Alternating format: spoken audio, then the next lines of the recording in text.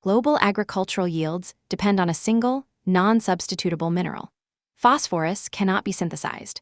Over 70% of the world's remaining sedimentary phosphate rock is concentrated in Morocco and the contested Western Sahara.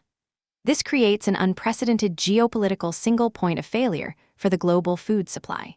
The world's largest agricultural producers are rapidly depleting their domestic reserves. China produces 90 million metric tons annually, but holds less than 5% of global reserves. At current extraction rates, China faces complete domestic depletion in under 36 years. The United States is in a similar structural decline.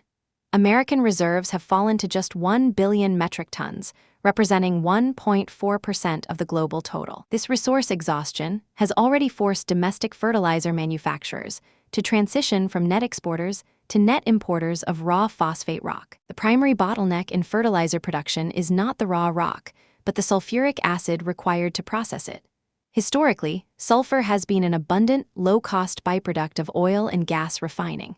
This link creates a profound paradox for the green transition.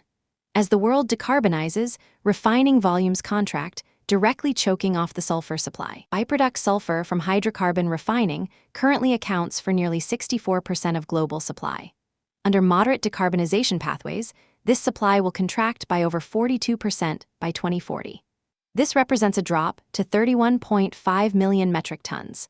This contraction will generate a structural deficit of over 36 million metric tons of sulfur, equivalent by 2040. Bypassing this deficit requires a return to highly polluting, capital-intensive direct pyritic mining.